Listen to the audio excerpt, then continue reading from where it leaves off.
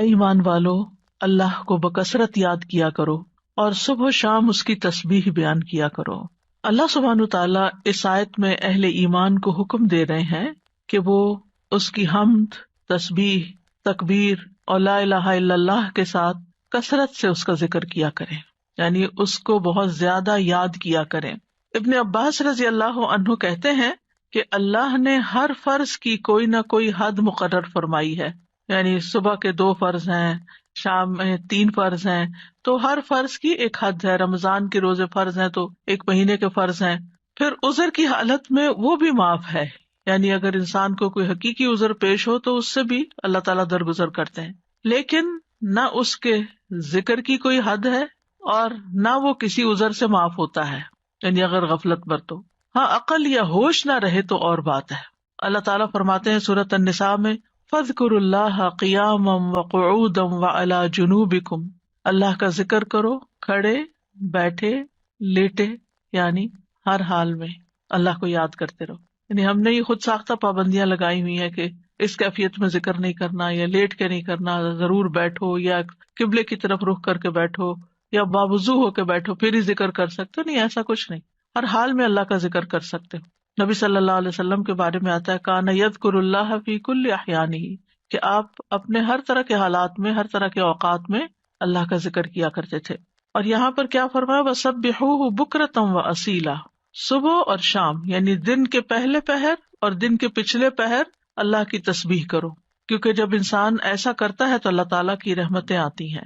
فرشتے بھی اہل ایمان کے لیے دعائیں کرتے ہیں، والذی یصلی علیکم وملائکتہ، وہی ہے جو تم پر صلوات بھیجتا ہے اور اس کے فرشتے بھی۔ تو یہاں اہل ایمان کو خطاب ہے، یا ایھا الذین آمنوا، اے لوگو جو ایمان لائے ہو۔ ابن مسعود کہتے ہیں کہ جب اس آیت کے ساتھ پکارا جائے تو اپنے کانوں کو اس حکم کی طرف لگا دیں، توجہ کریں کہ اللہ تعالیٰ کیا کہنا چاہتے ہیں، اس کو غور سے سنیں۔ یا تو کوئی خیر کا کام ہوگا جس کا اللہ تعالیٰ حکم دے رہا ہوگا، یا کوئی شر ہوگا جس سے اللہ تعالیٰ تمہیں روک رہا ہوگا، اس سے منع کر رہا ہوگا۔ تو یہاں پر یا ایھا الذین آمنوا کہہ کے کیا کہا گیا، اذکروا اللہ ذکرا کثیرا، صرف ذکر نہیں بلکہ ذکرا کثیرا، بہت کثرت سے اللہ کو یاد کیا کرو، کثرت سے اللہ کا ذکر کیا کرو، یعنی ہر طرح کے حالات میں اللہ ہی کو یاد کیا کرو، اور خاص طور پر تسبیح، تحلیل، تحمید، تکبیر۔ مجاہد کہتے ہیں یہ وہ کلمات ہیں جنہیں پاک، ناپاک، بے وضو اور جنبی بھی کہہ سکتا ہے، یعنی اگر کوئی حالت جنابت میں ہے تو بھی سبحان اللہ کہنے میں اس کو کوئی حرج نہیں، الحمدللہ وہ بھی کہہ سکتا ہے۔ جیسے اگر کسی کو نہانے کی ضرورت ہے اور اس کو تھوڑا ٹائم ہے نہانے میں کسی بھی وجہ سے، تو اس دوران اگر وہ پانی پینے لگا ہے تو بسم اللہ کہہ سکتا ہے، پانی پی چکا ہے تو الحمدللہ کہہ سکتا ہے، اسی طرح استغفر اللہ کہہ سکتا ہے۔ تو یہ کلمات ہر حال میں کہے جا سکتے ہیں۔ پھر دل کے اخلاص کے ساتھ ذکر کرنا چاہیے، یعنی ذکر کثیر کا معنی کیا گیا وہ ذکر جو اخلاص کے ساتھ کیا جائے، یعنی صرف کوانٹٹی میں ہی زیادہ نہ ہو بلکہ اس کی کوالٹی اچھی ہو۔ کوالٹی اچھی ہونے کا مطلب کیا ہے، دل سے کیا گیا۔ کثیر کا اپوزٹ قلیل ہوتا ہے، تو قلیل ذکر کون سا ہے، جو منافقین کرتے ہیں، وَلَا يَذْكُرُونَ اللَّهَ إِلَّا قَلِيلًا، کہ وہ اللہ کو بہت تھوڑا یاد کرتے ہیں، یعنی زبان سے اوپر سے کر دیتے ہیں لیکن دل سے نہیں کرتے۔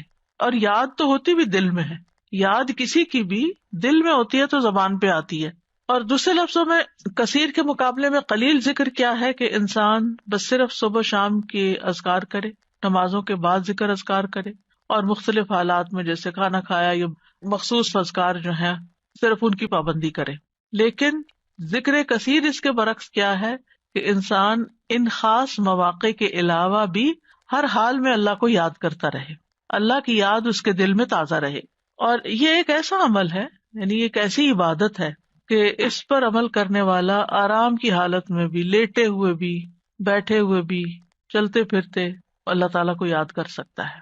یعنی باقی کام کرنے کے لیے جیسے نماز ہے یا قرآن ہے تو اس کے لیے پھر آپ کو ایک ایفرٹ کرنی پڑتی ہے۔ خالی سبحان اللہ، الحمدللہ، اللہ اکبر پڑھنے میں تو آپ کو کوئی ایفرٹ بھی نہیں کرنی، صرف زبان ہلانی ہوتی ہے۔ اور انسان اگر اس چیز کا عادی ہو جائے اللہ کے ذکر کا، تو پھر اس کی زبان بری باتوں سے بھی پاک رہتی ہے اور اس کی زبان سے اچھے الفاظ ہی نکلتے ہیں۔ اور یہ جو ہم نے اپنے اوپر ایک ڈسپلن کے لیے پابندی لگائی تھی کہ کم از کم 100 دفعہ استغفار دن میں کرنی ہے، کم از کم 100 دفعہ سبحان اللہ پڑھنا، ٹھیک ہے، لیکن اس کا یہ مطلب نہیں کہ 100 دفعہ گنتی پوری ہوگی تو اب اس کے بعد کوئی پابندی لگ گئی یا آگے بس دروازہ بند ہے اور اس سے آگے نہیں جا سکتے. اتنا تو منیمم کریں ہی، یعنی اپنے آپ کو پابند کریں. کیونکہ جب انسان کسی بھی کام کے لیے اپنا ٹارگٹ سیٹ کر لیتا ہے نا کہ آج دن میں یہ کام میں نے اتنی دفعہ کرنا ہے، یا فلاں اور فلاں کام آپ کی ٹو ڈو لسٹ ہوتی ہے، تو آپ پھر اس کو چیک کرتے رہتے ہیں کہ ہاں یہ کام ہو گئے. اور اگر آپ نے کوئی ٹارگٹ نہیں سیٹ کیا ہوا، ہاں میں کروں گی، تو پھر وہ کام نہیں ہو پاتا.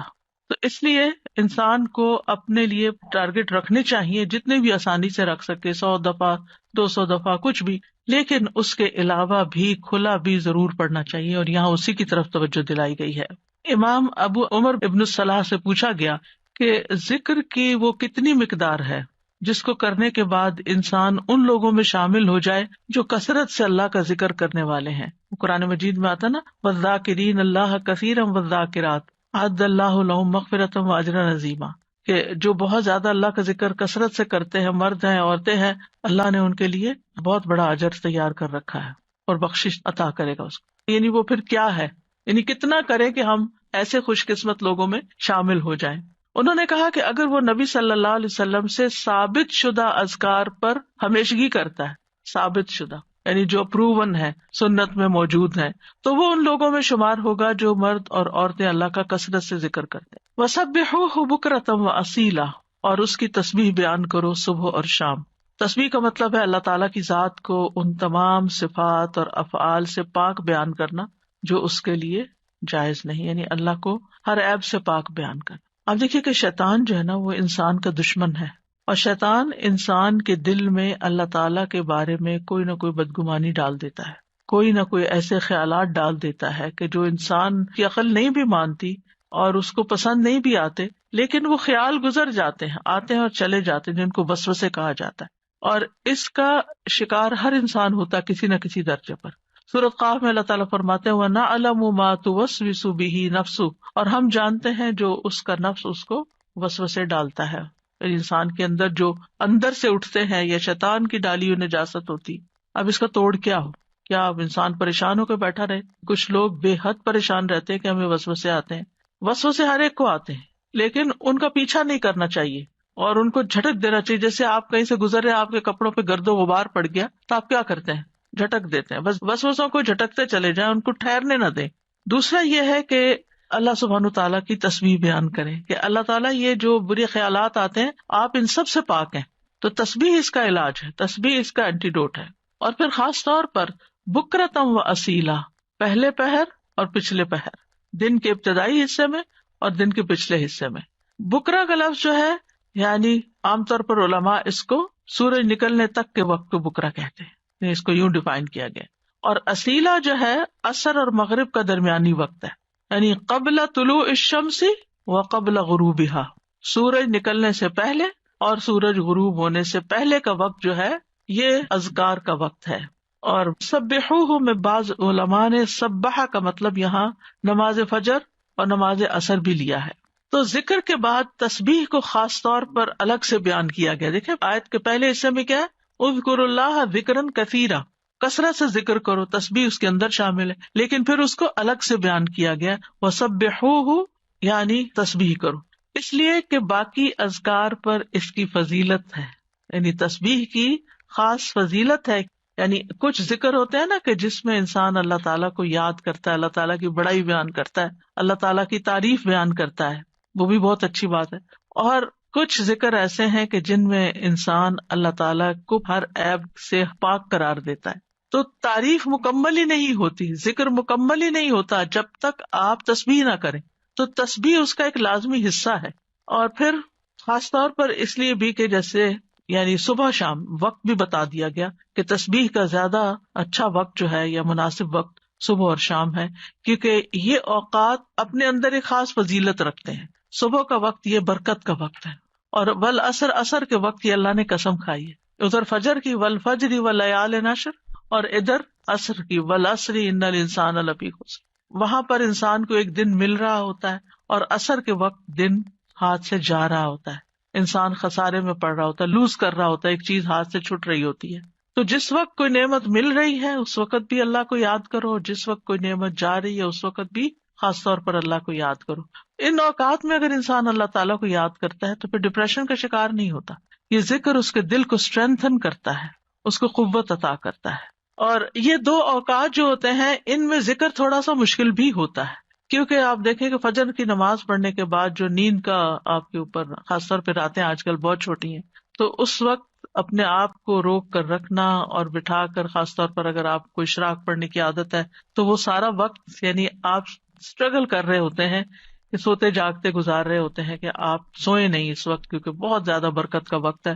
یعنی کوئی معمولی اجر ہے کہ پورے حج اور عمرے کا ثواب اگر انسان فجر کی نماز پڑھ کے اپنی جگہ پہ بیٹھا رہے اور ذکر اذکار کرتا رہے اور پھر سورج نکلے اور پھر 2 رکعت پڑھ لے تو اتنا زیادہ اجر و ثواب.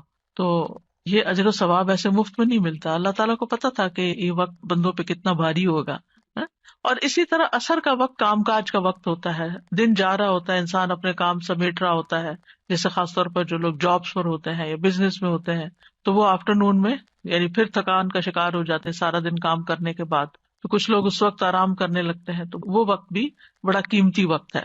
لیکن یاد رکھیے کہ ان افضل اوقات کے علاوہ سارا دن بھی اور کسی بھی وقت ذکر کرنا باعث فضیلت ہے. اور اللہ تعالیٰ نے تو ہمیں پیدا ہی اپنی عبادت کے لیے کیا ہے، تو عبادت کی کچھ خاص شکلیں ہیں اور کچھ خاص طریقے ہیں اور کچھ عمومی چیزیں ہیں جو انسان کا ہر وقت عبادت میں شامل کر سکتی ہیں. وما خلقت الجن والانس الا لیعبدون. امام نووی کہتے ہیں کہ اس آیت سے پتہ چلا کہ بندے کی افضل حالت وہ ہے جب وہ اپنے رب کا ذکر کر رہا ہوتا ہے اور وہ ان اذکار میں مصروف ہوتا ہے جو رسول اللہ صلی اللہ علیہ وسلم سے وارد ہوئے، یعنی جو آپ نے بتائے ہیں یا آپ نے کیے ہیں. اور اس طرح انسان اپنی زندگی کا مقصد پورا کر رہا ہوتا ہے. اس کے علاوہ ہم دیکھتے ہیں کہ تمام مخلوقات اللہ کا ذکر کرتی ہیں. تسبح لہ السماوات السبع، 7 آسمان اللہ کی تسبیح بیان کرتے ہیں. کبھی ہمیں خیال نہیں آیا آسمان کی طرف دیکھتے ہوئے کہ یہ تسبیح کر رہا ہے. اور یہ نہیں 7 کے 7 کر رہے ہیں. والارض، یہ زمین جس پہ ہم چلتے ہیں، جس پہ ہم چیزیں اگاتے ہیں اور جس پہ گھر بناتے ہیں، یہ زمین بھی اللہ کی تسبیح بیان کرتی ہے. ومن فیہن، اور جو مخلوق ان کے اندر ہے، آسمان و زمین کے بیچ میں یا زمین کے اندر، چھوٹے چھوٹے کیڑے مکوڑے، ہر چیز، بڑے بڑے آبجیکٹس سبھی تسبیح کرتے، چرند پرند حیوان انسان. پھر فرمایا وَإِن مِّن شَيْءٍ إِلَّا يُسَبِّحُ بِحَمْدِهِ، اور کوئی چیز نہیں مگر وہ اس کی حمد کے ساتھ اس کی تسبیح کرتی ہے. وَلَٰكِن لَّا تَفْقَهُونَ تَسْبِيحَهُمْ، لیکن تم ان کی تسبیح کو سمجھتے نہیں ہو، یعنی ان کی اپنی زبانیں، ان کی اپنی بولیاں ہیں. إِنَّهُ كَانَ حَلِيمًا غَفُورًا، بے شک وہ ہمیشہ سے بے حد بردبار، نہایت بخشنے والا ہے.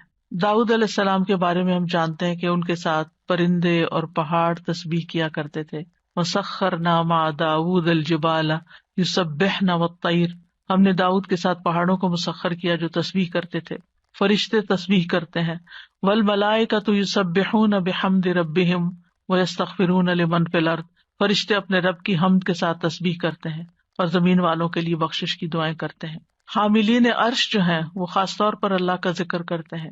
ان سب میں آپ دیکھیے، چاہے زمین آسمان کی ہر چیز ہو، چاہے فرشتے ہوں، چاہے پیغمبر ہوں، سب کے ساتھ تسبیح کا لفظ آ رہا ہے کہ تسبیح کرتے ہیں.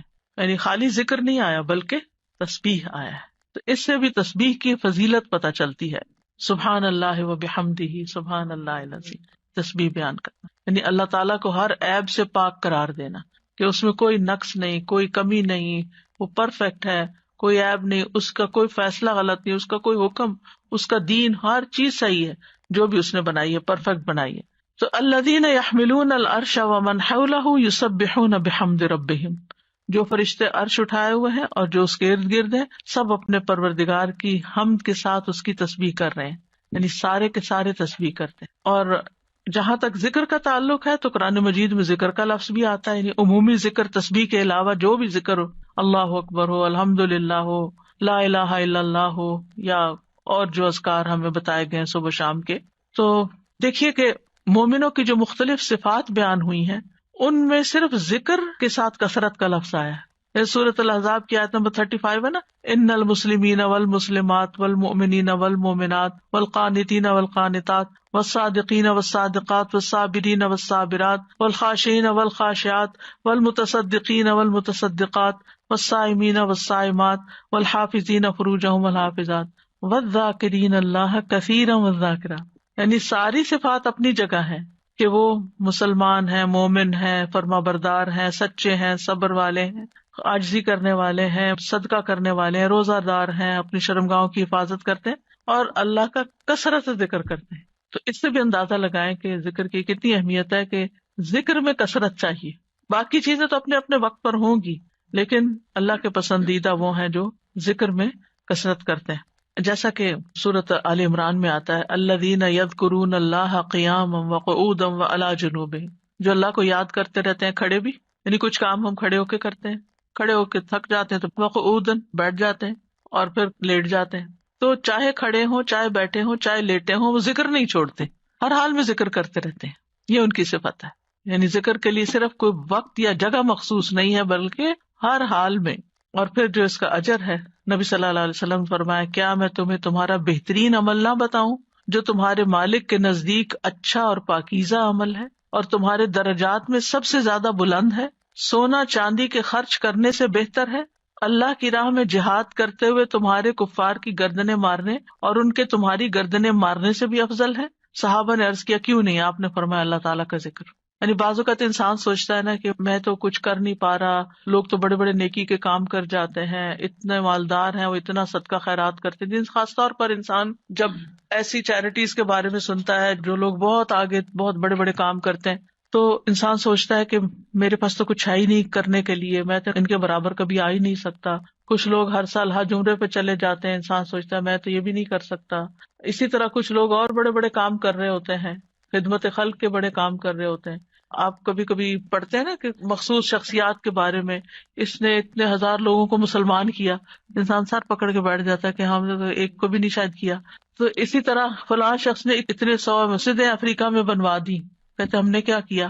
تو اپنا بہت ہی چھوٹا لگتا ہے بھی چھوٹا، ایسا کچھ نہیں، لیکن اس وقت کیا چیز انسان کو حوصلہ دلاتی ہے کہ پھر اگر ہمارے یہ وسائل نہیں ہے یا ہم یہ نہیں کر سکے، خواہ ہماری طلب تھی کہ ہم یہ کر سکیں۔ کچھ کام ہوتے ہیں جو انسان کے ڈریمز ہوتے ہیں، کاش میں زندگی میں یہ کر لوں، لیکن پھر بھی نہیں، حالات اجازت دیتے، وسائل نہیں ہوتے، لیکن ذکر کر کے آپ ان ساری چیزوں سے آگے نکل سکتے ہیں۔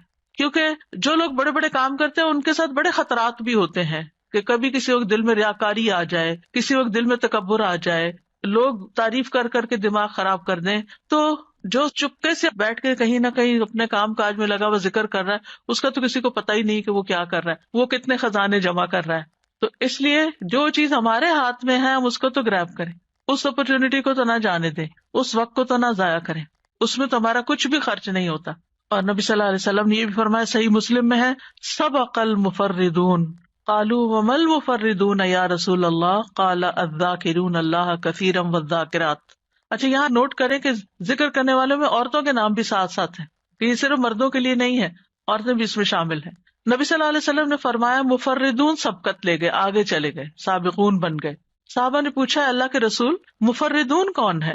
آپ نے فرمایا، اللہ کا بہت زیادہ ذکر کرنے والے مرد اور عورتیں، یہ مفردون ہیں جو اللہ کے قریب ہو گئے۔ تو ذکر ایک ایسی چیز ہے کہ جو انسان کو اللہ کا قرب عطا کرتا ہے، اور بھی بے شمار فائدے ہیں۔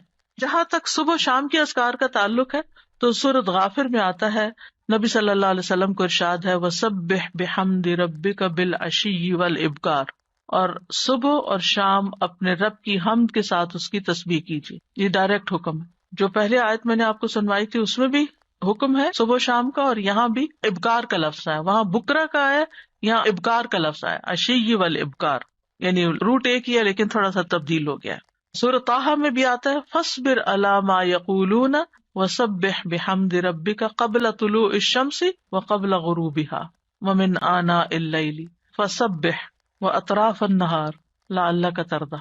سو ان باتوں پہ صبر کیجیے جو وہ کہہ رہے ہیں، اور سورج طلوع ہونے سے پہلے اور اس کے غروب ہونے سے پہلے اپنے رب کی حمد کے ساتھ تسبیح کیجیے۔ تو تسبیح کا خاص وقت جو ہے، ویسے تو سارا دن کر سکتے ہیں، خاص اوقات یہ بتائے جا رہے ہیں جو قرآن میں خود بتا دیے گئے، اور رات کے کچھ اوقات میں بھی بس اس کی تسبیح کیجیے۔ رات کے کچھ اوقات میں، جیسے حضرت فاطمہ رضی اللہ تعالیٰ عنہا کو نبی صلی اللہ علیہ وسلم نے تھکاوٹ کا علاج کیا بتایا تھا؟ تسبیحات۔ تو اپنا آخری کام تسبیح کیا کیجیے۔ نبی صلی اللہ علیہ وسلم خود بھی، یعنی جب تک نیند نہیں آتی تھی تسبیح ہی کیا کرتے تھے، اور رات کے کچھ اوقات میں بھی بس تسبیح کیجیے، اور دن کے کناروں میں، تاکہ آپ خوش ہو جائیں۔ تو اس سے کیا پتہ چلتا ہے؟ یہ خوش ہونے کا نسخہ ہے، خوش ہونے کا راز ہے، اس میں خوشی حاصل کرنے کا ذریعہ ہے. یعنی اگر آپ چاہتے ہیں کہ آپ کا دل مطمئن ہو، خوش ہو، تو آپ کو ان اوقات میں لازماً تسبیح کرنی چاہیے. اور جو ان اوقات میں تسبیح نہیں کرتے وہ غافلین میں شمار ہوتے ہیں، کیونکہ اللہ تعالیٰ فرماتے ہیں وَاذْكُر رَبَّكَ فِي نَفْسِكَ تَضَرُّعًا وَخِيفَةً وَدُونَ الْجَهْرِ مِنَ الْقَوْلِ بِالْغُدُوِّ وَالْآصَالِ وَلَا تَكُن مِّنَ الْغَافِلِينَ. اور اپنے رب کا ذکر کیجیے اپنے دل میں عاجزی اور خوف سے، بغیر بلند آواز کیے، چپکے چپکے، دل ہی دل میں، صبح اور شام کے وقت، اور آپ غافلوں میں سے نہ ہونا. یعنی جو ان اوقات میں تسبیح نہیں کرتے، ذکر نہیں کرتے، وہ غافل شمار ہوتے ہیں.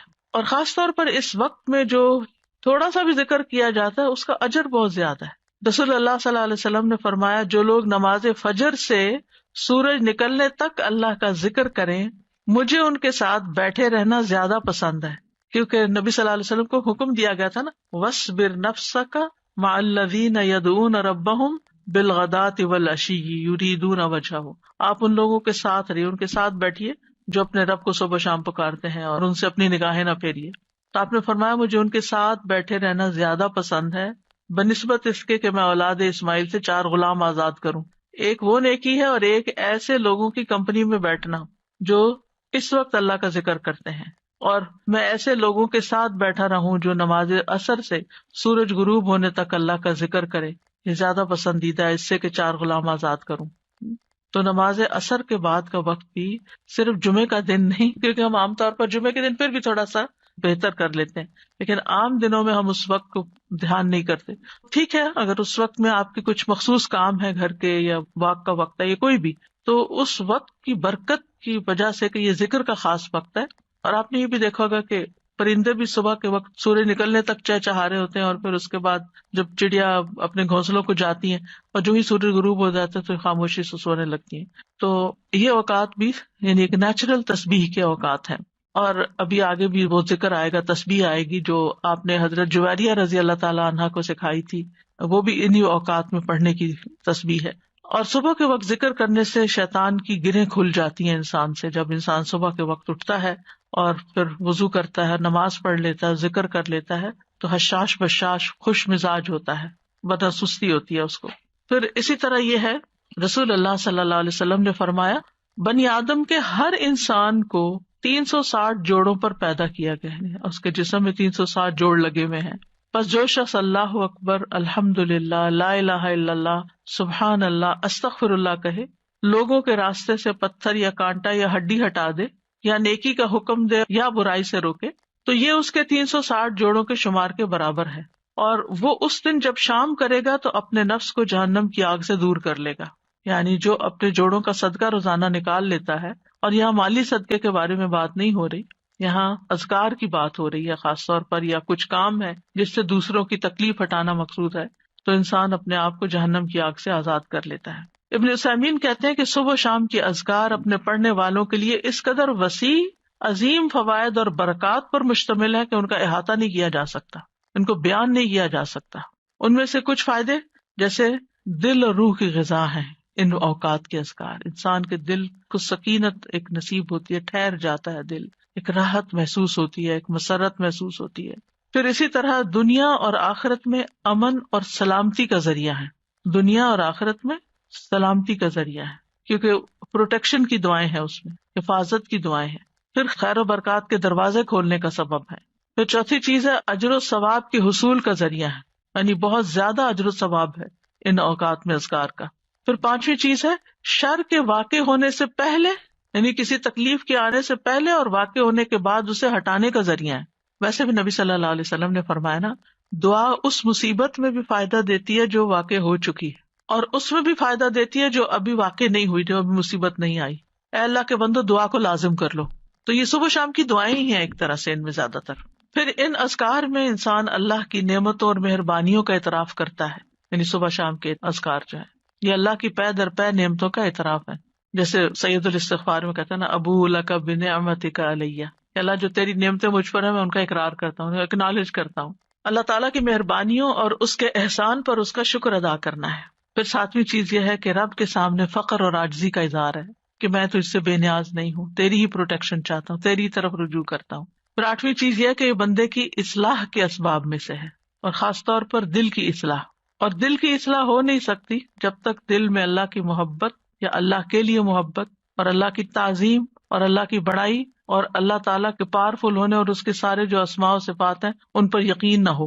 اس وقت تک اللہ کی بڑائی دل میں نہیں آتی.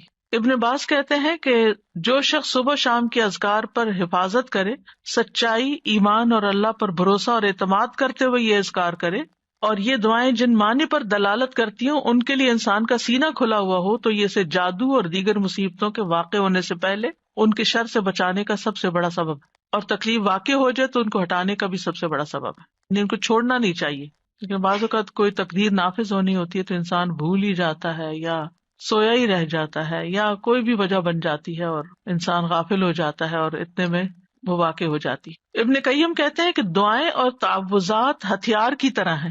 ہتھیار ہے، ہتھیار مارنے والے کی قابلیت اور صلاحیت کے مطابق اثر کرتا ہے، صرف تیز دھار کے ساتھ نہیں.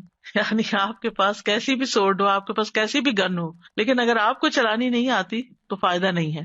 جب ہتھیار کامل ہو اور اس میں عیب نہ ہو اور وہ بازو طاقتور ہو جو ہتھیار چلاتا ہے اور رکاوٹ نہ پائی جاتی ہو، تو اس ہتھیار کے ساتھ دشمن کے لیے تاثیر واقع ہوگی اور وہ دشمن کو بھگا دے گا، زخمی کر دے گا. اگر ان چیزوں میں سے کسی میں کوئی کمی ہو جائے تو تاثیر بھی کم ہو جائے گی. کون کون سی چیزیں؟ ہتھیار بھی اچھا، عیب بھی نہ ہو اور چلانا بھی صحیح آتا ہو. آپ نے عام طور پہ سنا ہوگا لوگ کہتے ہیں کہ ہم خود نہیں رقیہ کر سکتے، کسی راقی کے پاس جانے کی کیا ضرورت ہے. ہم بھی کر سکتے، بھی ضرور کرو، کسی نے منع تو نہیں کیا.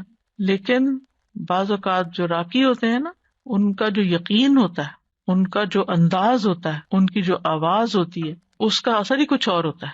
چلے رقیے کو آپ چھوڑیں، عام جو زبان میں بات کرتے ہیں، مثلا ایک شخص کہتا ہے ادھر آؤ، بچے کو کہتے ہیں ادھر آؤ، وہ سنتا ہی نہیں، تو اس کہتا ہے ادھر آؤ، تو وہ ڈر کے مارے آ جاتا ہے. کہنے والے کے کہنے میں بڑا فرق بھی ہوتا ہے اور اس کا اثر بھی فرق ہوتا ہے. کچھ لوگوں کی بات لوگ آسانی سے مان جاتے ہیں اور کچھ کی تو بالکل نہیں مانتے. ہم سب جانتے ہیں گھر میں بھی عام طور پہ دیکھا گیا کہ ماں کی بات کا اثر اور ہوتا ہے، باپ کی بات کا کچھ اور ہوتا ہے، کبھی وائس ورثہ بھی ہوتا ہے. لیکن یہ ہے کہ فرق ہے ایک بندے کے ذکر کرنے اور پڑھنے اور جن بھوت کو بگانے اور دوسرے بندے کے بگانے میں. جو خود ہی جنوں بھوتوں سے ڈرتا ہو وہ بگائے گا کہاں سے؟ تو جو ایسا کام کرنے والے ہوتے ہیں نا، اللہ نے ان کو خاص صلاحیتیں دی ہوتی ہیں اور خاص ٹیکنیکس بھی دی ہوتی ہیں اور سجھائی ہوتی ہیں، ان کے دل میں ڈالی ہوتی ہیں. بعض اوقات وہ کوئی کسی کو نقل نہیں کر رہے ہوتے، وہ جو ان کے دل میں آتا ہے اس کے مطابق وہ بیان کرتے جاتے، پڑھتے جاتے ہیں مریض کے حسب حال، کیونکہ ہر مریض فرق ہوتا ہے، ان کا ایکسپیرینس بھی فرق ہوتا ہے کہ کیا چیز فائدہ دیتی کیا نہیں دیتی. جب تک آپ کے ہتھیار صحیح نہ ہو نا، یعنی کہ آپ کے پاس اسکلز نہ ہو، اور آپ کو دل مضبوط نہ ہو، بہادری نہ ہو. استاذہ جی جیسے نا بچے آج کل نئی ٹیکنیک سے کوئی بھی ہو تو کہیں گے آپ کو تو یوز کرنا نہیں آتا، آپ کو متاثر کرتے ہیں نا آپ کو، یعنی کہ جی امپریس کرتے ہیں، اور پھر جب آپ کو وہ چیز یوز کرنے آ جاتی ہے تو آپ خود حاوی ہو جاتے. اور اسی طرح ہی جب آپ کو پتا ہوتا ہے کہ آپ نے ہتھیار کیسے یوز کرنا ہے تو پھر آپ کی پاورز اور قسم کی ہوتی ہیں. بالکل. اور یہی وہ طاقت اور وہ پاور ہے جس سے آپ نا شیطان کو بھگا سکتے. اور میں کہتی ہوں نا حضرت عمر رضی اللہ عنہ سے کیوں شیطان ڈرتا تھا، ان کے اندر وہ پاورز تھیں. بالکل سبحان اللہ. کبھی کبھی ایسا ہوتا ہے نا کہ آپ بالکل گھر میں اکیلے ہوتے ہیں، اندھیرا یا کوئی ایسی چیز ہوتی ہے تو انسان کے دل میں ایک دم خیال آتا ہے کہ یہاں کوئی ایسی چیز نہ ہو، تو آپ یوں کہہ کر اور آنکھیں کھول لیا کریں، اچھا کیا ہے، اگر کوئی ہوگی تو کیا ہوگا. سر جی آپ نے ایک دفعہ بتایا تھا نا کہ ذرا سی تھوڑی آواز کے ساتھ ڈانٹا جائے تو پھر ڈر خود نکل جاتا ہے. تو 2-3 دفعہ اس طرح سے ہوا تو الحمدللہ ذرا سی آواز زور کر کے کہ ہمارا گھر ہے، ہم رہتے ہیں، جو بھی مخلوق ہے وہ تنگ نہ کرے، مطلب اپنے آپ کو زیادہ باروب بنا کے اور ڈر نکال کے ان کو ڈرانا چاہیے. بالکل. تو الحمدللہ اس سے فرق پڑتا وہ ہے. متین ہاشمی صاحب ہوتے تھے کراچی میں، شاید آپ کے ہوتے ہوئے وہ لیکچر دینے آئے ہوں گے. انہوں نے ایسی بہت سی ٹیکنیکس بتائی تھی. وہ جنات کا علاج کرتے تھے اور ان کی آواز بھی اتنی ٹھہری ہوئی تھی، کوئی غصہ بھی نہیں کرتے تھے، کچھ نہیں. تو وہ کہتے تھے کہ جہاں کوئی ایسا مسئلہ ہو تو میں جا کے کہتا ہوں کہ دیکھیں ہم اشرف المخلوقات ہیں، ہم انسان ہیں اور آپ کا کوئی حق نہیں یہاں رہنے کا، میں آپ کو حکم دیتا ہوں یہاں سے چلے جائیں، اور وہ چلے جاتے تھے. تو بہرحال یہ تعوذات جو ہیں اور صبح شام کے اذکار جو ہیں یا تو شر کے اسباب کو واقع ہونے سے روک دیتے ہیں یا پھر وہ ان کے درمیان اور ان کی کامل تاثیر کے درمیان رکاوٹ بن جاتے ہیں. یعنی اسباب اور اثر کے بیچ میں رکاوٹ یعنی وہ چیز آ تو رہی ہوتی مگر اس کا اثر جلد ختم ہو جاتی. اور جتنا تعوذ کبھی ہوگا اتنا ہی اثر بھی کبھی ہوگا. دعا جو ہے وہ تقدیر بدل دیتی ہے. ابن عثیمین کہتے ہیں دعا تقدیر کو ٹال دیتی ہے. صبح شام کے اذکار دعاؤں اور تعوذات کا ایک مجموعہ ہے اور دعا تقدیر کو ٹالتی ہے، اور اللہ کبھی تقدیر کا فیصلہ صادر کرتا ہے اور اس کے لیے ایک سبب مقرر کرتا ہے، سبب مقرر کرتا ہے، یعنی تقدیر نافذ ہونے کے لیے کوئی وجہ، ذریعہ، جو اس تقدیر کے آگے رکاوٹ بن جاتی ہے. ٹھیک ہے، تو دعا بھی انہیں اسباب میں سے ایک سبب، یعنی تقدیر بھی اللہ نے بنائی، وہ اتر رہی ہے تقدیر، اور اس کو ہٹانے کا سبب بھی اللہ نے بنایا ہے. اور وہ اسباب میں سے ایک سبب کیا ہے؟ یہ دعائیں، یعنی وہ آتی ہے اور دعائیں اس کو پیچھے دھکیل دیتی ہیں. اللہ نے یعنی صرف تقدیر نہیں بنائی، اللہ نے اس کو ٹالنے کا ذریعہ بھی بنایا ہے، اسباب بھی بنائے، اور دعا ان میں سے ایک سبب ہے.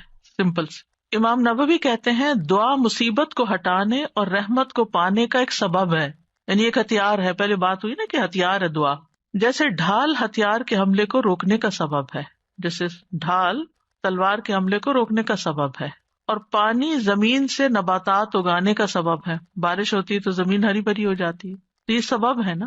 زمین کے اندر پوٹینشیل تھا، لیکن جب تک پانی نہیں آیا تو وہ دبی رہی، جب جو پانی آیا تو اس نے اپنا اندر کا سب باہر نکال دیا. ابن قیم کہتے ہیں ایک دفعہ شیخ الاسلام ابن تیمیہ کے پاس میں موجود تھا، انہوں نے صبح کی نماز پڑھی، پھر وہ بیٹھ کر اللہ کی عبادت کرتے رہے اور ذکر کرتے رہے. تقریباً آدھا دن گزر گیا. میری طرف دیکھا اور کہا یہ میرا ناشتہ ہے، اگر میں یہ غذا نہ کھاؤں تو میری قوت ساکت ہو جائے، کچھ کر نہ سکوں. آپ کو پتا 35 جلدوں میں انہوں نے لکھا ہے فتاوا، ان کے فتاوا کو اکٹھا کیا گیا، پوری شیلف بھر جاتی ہے، بلکہ اس سے بھی بچ جاتی ہے، کتابیں دوسری شیلف میں رکھنی پڑتی. تو ہم سوچئے کہ اتنے بڑے بڑے کام لوگ کس طرح کر جاتے تھے اللہ کی مدد کے ساتھ، اور اللہ کی مدد اللہ کے ذکر کے ساتھ آتی ہے. اور خاص طور پر فجر کے بعد سونے کو جو ناپسند کرنا، کیونکہ وہ برکت کا وقت ہوتا تھا. ابن قیم کہتے ہیں سلف صالحین کے نزدیک یہ بات ناپسندیدہ اور مکروہ تھی کہ صبح کی نماز سے لے کر سورج کے طلوع ہونے تک انسان سوئے. یہ غنیمت کا وقت ہے. سورج نکل آئے پھر اپنا کام کاج کر کے اگر آپ دوبارہ ریسٹ کرنا چاہیں، کیونکہ راتیں چھوٹی ہیں، تو پھر اور بات ہے. یہ وقت رزق کے نازل ہونے کا اور رزق بانٹنے کا وقت ہے، اس میں برکت نازل ہوتی ہے. اب اس کے بعد ہے صبح شام کے اذکار کے آداب جو ہے وہ کیا ہے. سب سے پہلی بات یہ کہ زبان اور حضور قلب کے ساتھ، دل اور زبان کی حاضری کے ساتھ ذکر کیا جائے. جب یہ دونوں چیزیں متحد ہو جاتی ہیں اور اذکار کرنے والا سچائی، یقین اور اللہ کے ساتھ اچھا گمان کرتے ہوئے ان کے معنی میں غور و فکر کرتے ہوئے پڑھتا ہے، تو یہ پڑھنے والے کو فائدہ دیتی ہیں، اس پڑھنے والے کی حفاظت ہوتی ہے، اس سے مصیبتیں دور ہوتی ہیں. ابن قیم کہتے ہیں تمام اذکار سے افضل اور زیادہ مفید وہ ذکر ہے جس میں زبان اور دل ساتھ ہوں، جو بول رہے ہیں وہ آپ کا دل سمجھ بھی رہا ہے اور اس کے موافق ہوں، اور وہ نبوی اذکار سے ہوں، یعنی سنت سے ثابت ہوں، اور ذکر کرنے والا معنی اور مقصد سمجھتا ہو. پھر اسی طرح ان اذکار کا وقت جو ہے طلوع فجر سے پہلے شروع ہو جاتا ہے اور طلوع شمس سے پہلے تک رہتا ہے، یعنی جو ہی اذان ہوتی ہے نا فجر کی، اس وقت سے شروع ہو جاتا ہے سورج نکلنے تک. اور شام کے اذکار کا وقت عصر کے بعد سے لے کر رات کے اول حصے تک ہوتا ہے، مغرب کے وقت تک. اگر کسی سے یہ اوقات رہ جائیں، ان سے محروم ہو جائے، بھول گیا یا کوئی رکاوٹ بن گئی، تو کوئی حرج نہیں. صبح کے اذکار چاش کا وقت ختم ہونے تک پڑھ لے اور شام کے اذکار رات کے 1/3 حصے تک پڑھ لے، لیکن یہ رخصت ہے، اصل وقت ان کا سورج نکلنے سے پہلے اور غروب ہونے سے پہلے کا. یہ ابن باز کہتے ہیں سنت یہ ہے کہ صبح اور شام کے اذکار اور دعاؤں کو ان کے وقت میں ادا کرنے کی حفاظت کی جائے. جب ان کا وقت ختم ہو جاتا ہے تو وہ ثواب بھی ان کے وقت کے ساتھ ختم ہو جاتا ہے جو اس وقت سے متعلق تھا. اب صبح شام کے اذکار میں سب سے پہلا ذکر آیت الکرسی کا ہے. آیت الکرسی کیا ہے؟ اللہ لا الہ الا هو الحی القیوم آخر تک. صبح شام آیت الکرسی پڑھنے سے حفاظت ملتی ہے، یعنی حدیث سے بھی ثابت ہے، خاص طور پر جنات کے اثر سے بچاؤ ہوتا ہے. آیت الکرسی میں آپ دیکھیں اللہ سبحانہ تعالیٰ کا تعارف ہے، اس کے اسماء و صفات ہیں. قرآن کریم کی کوئی اور آیت ایسی نہیں جس میں اللہ تعالیٰ کے اتنے نام اور صفات بیان ہوئی ہوں. اس میں اللہ کا ذاتی نام اللہ بھی آیا اور تقریباً 27 صفات اور افعال وغیرہ آئے ہیں. سب سے پہلے اللہ تعالیٰ کی الوہیت کا ذکر ہے، اللہ لا الہ الا ہو، کہ وہ الوہیت میں اکیلا ہے. پھر الحی القیوم، اور یہ دونوں نام ان کو اسماء اعظم بھی کہا گیا ہے. حی زندہ ہے، یعنی اس کو کبھی موت نہیں آئی، کمال صفات میں سے. اور قیوم قائم رکھنے والا، کمال افعال میں سے. بعض لوگ یہ سوال کرتے ہیں نا کہ اللہ تعالیٰ کو کس نے پیدا کیا ہے، تو اللہ سبحانہ تعالیٰ کی کوئی بگننگ نہیں ہے جیسے ہماری بگننگ ہے اور ہمارے اینڈ ہے. نہیں، اللہ کی ایسے نہیں. اس میں آپ دیکھیے کہ ٹائم کا کریٹر اللہ ہے، تو جب ٹائم ہی نہیں تھا تب بھی اللہ ہے. یہ مہینے اور سال کس نے بنائے، اور ان کی نشاندہی کس سے ہوتی؟ سورج سے. ایک وقت تھا کہ سورج نہیں تھا، دن اور رات نہیں تھے، مہینے اور سال نہیں تھے، اللہ تعالیٰ اس وقت بھی موجود تھا. هو الاول، وہی اول ہے، والآخر والظاہر والباطن. تو اس لیے اللہ سبحانہ وتعالیٰ کو پہچاننا ضروری ہے، اس کو جاننا ضروری ہے. اور اس پہچان اور جان کے ساتھ اگر آپ پھر ذکر کرتے ہیں تو اس کا اثر ہی کچھ اور ہوتا ہے. آیت الکرسی بہت پاورفل آیت ہے. اس کے پاور کی وجہ کیا ہے؟ اس میں اللہ تعالیٰ کے نام اور صفات بیان ہوئے. لا تأخذہ سنۃ ولا نوم، نہ اس کو نیند آتی ہے نہ اونگ آتی، ہلکی نیند بھی نہیں آتی، گہری نیند آتی ہی نہیں ہے. پھر ہر چیز کا مالک ہے، لہو ما فی السماوات و ما فی الارض، ہر چیز اسی کی ہے، ہر چیز اسی کے کنٹرول میں ہے.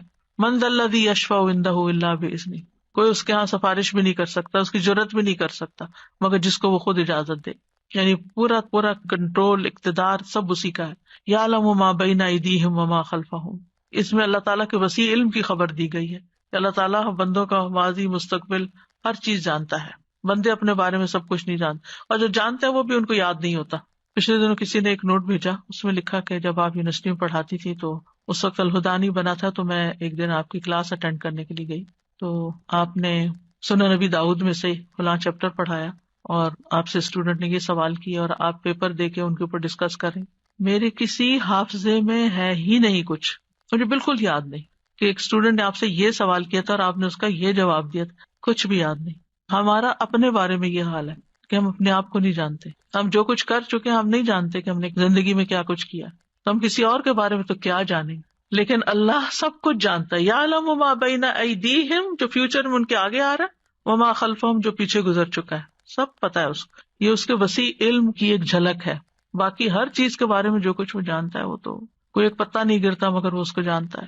خشکی میں، سمندر میں، آسمانوں میں، زمین میں، کسی پتھر کے اندر ایک دانہ بھی چھپا ہوا تو مثقال ذرۃ فی السماء والارض ولا یحیطون بشیء من علمہ الا بما شاء، اور جو اس کا علم ہے اس میں سے کوئی اس کے علم کا احاطہ ہی نہیں کر سکتا مگر جتنا وہ چاہتا ہے. یعنی اس کے علم کا بہت تھوڑا حصہ انسانوں کو ملا. جیسے خضر اور موسیٰ علیہ السلام کے واقعے میں آتا ہے نا کہ وہ جب کشتی میں بیٹھے تو ایک چڑیا نے پانی کی چونچ میں لیا تھا کہ بندوں کا علم اللہ کے علم کے مقابلے میں ایسا ہی ہے جیسے چڑیا کی چونچ میں پانی اس سمندر کے مقابلے. تو ساری مخلوق کا علم اتنا سا ہے، بس اس پر تو پھر ہم بھروسہ کرتے ہیں، اس علم کے اوپر ہم فخر کرتے ہیں، اور جو اللہ کا علم ہے اس کی طرف کبھی توجہ ہی نہیں کی. وسع کرسیہ السماوات والارض، اللہ کی عظمت کے ساتھ ساتھ اس کی مخلوقات کی عظمت کو بیان کیا گیا. یہاں کرسی جو اللہ کی مخلوقات میں سے ایک مخلوق ہے، وہ آسمان و زمین پہ چھائی ہوئی ہے، ہر چیز کو انکمپس کیے ہوئے. پھر جو اس کا بنانے والا ہے اس کی عظمت کیا ہوگی. اور کرسی جو ہے وہ رب تعالیٰ کے دونوں قدموں کی جگہ ہے. استاذہ جی، مجھے خیال آ رہا تھا کہ اللہ سبحانہ تعالیٰ کے بارے میں اللہ سبحانہ تعالیٰ کے بھیجے ہوئے علم سے استفادہ کرنا یہ کتنی زیادہ ایک آنرڈ چیز ہے. تو ہم خود بھی اس آنر کو آنر نہیں کرتے، کیونکہ آپ دیکھیں کہ کوئی سمر سے یا کوئی پچھلے سال سے آپ کسی سے ملتے ہیں، لوگ کہتے ہیں اچھا ہم یہ فلاں یونیورسٹی کا یا آن لائن کورس کیا یا ہم نے یہ کیا یا ہم یہ کیا. تو آپ کیا کریں؟ نہیں، ہم تو بس لسنر بن کے یہاں کلاس اٹینڈ کر رہے ہوتے. We don't even honour this knowledge that has come from اللہ سبحانہ تعالیٰ کمپیئر ٹو کہ ایک چھوٹا سا کوئی سرٹیفکیٹ کورس، کوئی ٹیک کا کوئی کچھ کر دیا. ٹھیک ہے، وہ بھی علم نافع ہوگا، لیکن اس کا فائدہ سامنے نظر آ رہا ہے نا، اس کا فائدہ جمع ہو رہا ہے، ابھی نظر نہیں آ رہا. جی، تو بس یہ ہماری ویکنیس ہوتی ہے کہ جو چیز ہمیں نظر آتی ہے ہم اس کو زیادہ ویلیو کرتے ہیں بنسبت اس کے کہ جو نظر نہیں آتی. سارا جی، پڑھنے اور نہ پڑھنے میں بھی بہت فرق نظر آتا ہے کہ جس دن نہیں پڑھتے، جس دن نہیں اٹینڈ کرتے، آن لائن ہوتے ہیں اور آن کیمپس ہوتے ہیں، اس کا بھی بہت فرق نظر آتا ہے. آپ کو روشنی ایسی ملتی ہے، اور جس دن آپ نہیں پڑھتے اس دن آپ کو اندھیرا سا، سستی سی. And there are so many things I can tell. جیسے سورج نکلنے والا دن اور بادلوں والا دن ہوتا ہے نا، بالکل ایسا ہوتے تو دونوں دن ہیں. ولا یؤودہ حفظہما، اور ان دونوں کی حفاظت اللہ تعالیٰ کو تھکاتی نہیں، بوجھل نہیں کرتی. یعنی آسمانوں اور زمین کی حفاظت اور ان کے اندر جو کچھ ہے وہ اللہ سبحانہ تعالیٰ کے کامل کنٹرول اور اقتدار میں ہے، اور وہ ان میں سے ہر چیز کی ٹیک کیئر کرتا ہے. دیکھیں ہم اپنی کیپیسٹی میں سب بات سمجھنے کے لیے ایک چھوٹا سا بھی کام ہمارے ذمہ ہوتا ہے نا، گھر کا ایک چھوٹا سا کام، تو وہ بھی کر کے تھک جاتے ہیں. کون سا کام ایسا ہے جسے آپ کر کے تھکے نہ ہو نا؟ کلیننگ ہے یا کوکنگ ہے، کچھ بھی ہے، کوئی بھی زندگی میں کام ہوتے ہیں. بچوں کی ٹیک کیئر کرنا ہے، پڑھنا ہے، ہر کام کر کے ہمیں ریسٹ چاہیے ہوتا ہے، ہمیں تھکاوٹ ہو جاتی. یہاں اللہ تعالیٰ فرماتا ہے ولا یؤودہ حفظہما، آسمان ہو، زمینیں ہو، جو بھی ہو، ان کی حفاظت، ان کے اندر کیا سسٹم چل رہے ہیں، کیا کرنا ہے، کیسے کرنا ہے، یہ چیزیں اس کو تھکاتی ہی نہیں، بوجھل بھی نہیں کرتی. چلے بعض اوقات ہمیں فزیکل تھکاوٹ نہیں ہوتی، یعنی جسمانی تھکاوٹ نہیں ہوتی، لیکن ہم مینٹلی تھک جاتے ہیں، یعنی اکتاہٹ شروع ہو جاتی ہے ہمیں. ایک کام اگر روز کرنا شروع کر دیں تو ہم بور ہو جاتے ہیں، چند سال کوئی کام کر لیں تو اس سے بھی ہم تھک جاتے ہیں، چاہے کتنا ہی اچھا کام ہو. اللہ سبحانہ و تعالیٰ کو یعنی یعودو کا لفظ صرف تھکاوٹ کے لیے نہیں آتا، بوجھل پن کے لیے بھی آتا ہے. یکسانگی یا اکتاہٹ یا کچھ وہ بھی لاحق نہیں ہوتی. یہ معمولی بات نہیں ہے، بہت بڑی بات، بہت بڑی بات. قرآن مجید میں آتا ہے کہ اللہ تعالیٰ ہی آسمان اور زمین کو تھامے ہوئے ہے کہ اپنی جگہ سے ٹل نہ جائیں. اگر وہ دونوں ٹل جائیں تو ان کے بعد کوئی بھی ان کو تھام نہ سکے گا. یعنی صرف اس نے بنا کے چھوڑ نہیں دیا. اب یہ آسمان جو بغیر ستونوں کے ہے، کسی نے تھاما ہوا تو ہمارے اوپر ہے نا، ورنہ تو نیچے آ پڑے. وَهُوَ الْعَلِيُّ الْعَظِيمُ، اور وہ بہت بلند، یعنی مطلق بلندی ہے اس کی، اور عظیم بہت عظمت والا ہے. کوئی مخلوق میں اس کے مشابہ نہیں، کسی کی وہ بڑائی نہیں. لیکن افسوس یہ کہ ہم مخلوق کو پھر بڑا سمجھتے ہیں اور اس کی بڑائی محسوس نہیں کرتے کہ وہ بڑا ہے. جس دن یہ یقین آ گیا نا کہ وہ بڑا ہے، تو پھر لوگوں کی ناراضگی، لوگوں کی پسند ناپسند کا خوف، یہ ساری چیزیں نکل جائیں گی. پھر اللہ کے حکم پر عمل کرنا بھی آسان ہوگا کہ اللہ بڑا ہے نا، اللہ میرے شوہر سے بھی بڑا ہے، اللہ میرے بہن بھائیوں سے بھی بڑا ہے، اللہ اس سوسائٹی سے بھی بڑا ہے، اللہ سارے فلاسفر سے اور سارے قانون دانوں سے اور سارے سائنٹسٹ سب سے بڑا ہے، تو اس کا حکم بھی سب سے بڑا ہے میرے لیے. پھر آپ کو کوئی بھی اس کا حکم ماننے میں مشکل لگے گی نہیں. تو بہرحال آج اتنا ہی کرتے ہیں انشاءاللہ تعالی. ابھی بہت سی دعائیں اور بھی ہیں صبح شام کے اذکار میں سے، پھر کل انشاءاللہ اس کے اوپر بات کریں گے.